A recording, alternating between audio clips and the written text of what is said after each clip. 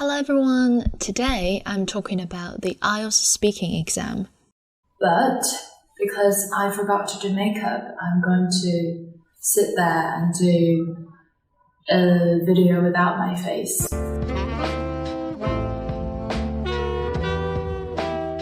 First thing first, my IELTS experience. I have taken IELTS twice in London, and each time I got band 8.5. The first time I didn't prepare at all. My speaking was band 7.5. That was enough for my university application, but I needed 2 result reports, so I took the exam again 1 month later. The second time I prepared a little bit and got band 8.5 in speaking. At the same time, I have taught some IELTS courses part-time.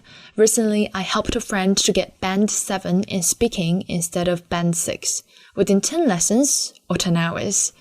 So today, I will share 3 tips on IELTS speaking, and a bonus tip for all the IELTS subjects. If this video gets over 10,000 likes, I will demonstrate an IELTS speaking clip in another video.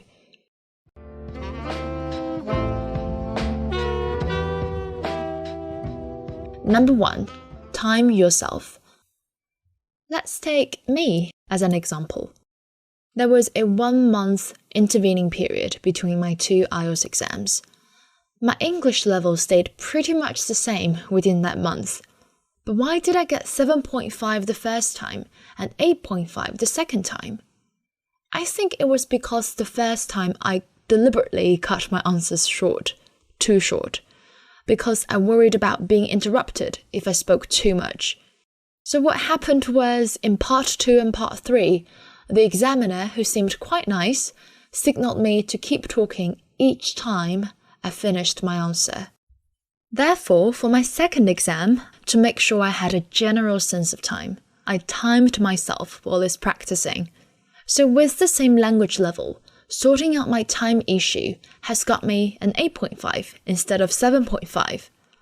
Since you can't wear a watch during IELTS exams, it's better to time your answers during practicing to make sure that you follow the IELTS time requirements. This way, at least you won't lose points because your answer is too long or too short. The second tip would help you enrich your answer. Number 2. Expand your answers using the AEE formula. Have you ever seen questions that you've got no answer for? An example? Have you met a celebrity in real life? If you have, great! You've got a lot to say. I can't stop talking about it after going to Justin Bieber's concert in France. But if your answer is no, let's compare these 2 versions. Number 1. No, I haven't met any celebrity in my life. Number 2. No, I haven't, because I never had an opportunity to go to any concert or fans meeting. Also, I'm quite an introverted person. I won't spend time meeting new people. Answer 1 might be true, but it is so short that it doesn't really show how good your English is. By using the AEE formula, answer, explain, and expansion, you have shown the examiner that you can fully address the question and use a range of grammar and vocabulary. The example question above is on page 26 of this book. The book came as part of考满分's IELTS package, aka 学而思 or 好未来. It contains 4 books, a timer, a notebook, and a pen, as well as 6 live streaming lessons and an online mock test. The package only costs 19.9 yuan, as affordable as a cup of bubble tea, but it's so helpful that I bought 1 for my friend, although I kept the timer before I give her the rest of the package. When reading his first book, IELTS Speaking Topic Compilation, please don't try to remember its answers by rote. Look at the question first, think about the gist of your answer, and then take a look of what the book says. Just focus on what you can't think of on your own. Finally, time your answer with this cute little timer. The second book contains 100 writing questions. I love the fact that it teaches you how to write, instead of throwing loads of example essays at your face. For example, on page number 18. To answer the question, should underground be built to solve traffic jams? The book shows the arguments of both its opponents and proponents. You can also apply such structure to airports and train stations. Then we have the 800 IELTS key vocab.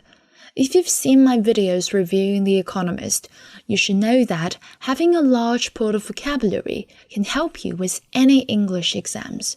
Therefore, this vocab book can help you with all IELTS subjects.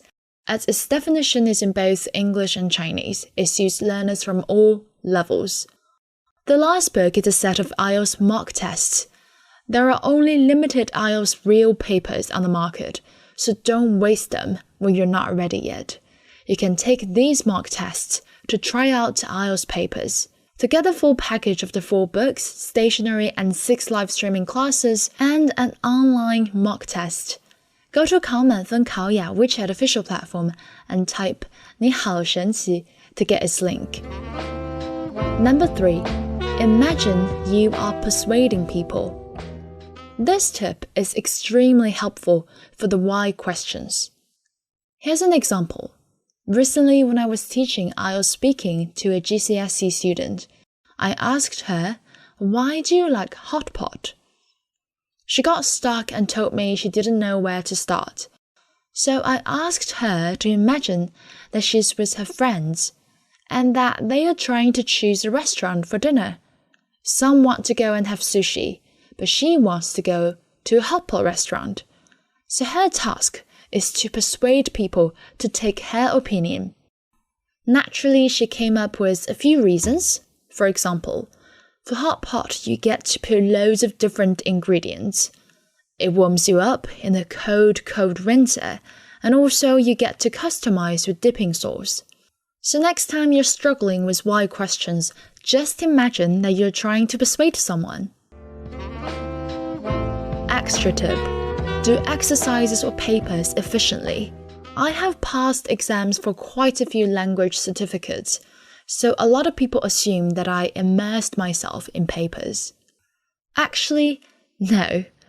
For example, this package aside, I've only got 2 IELTS books, and they're both second-handed.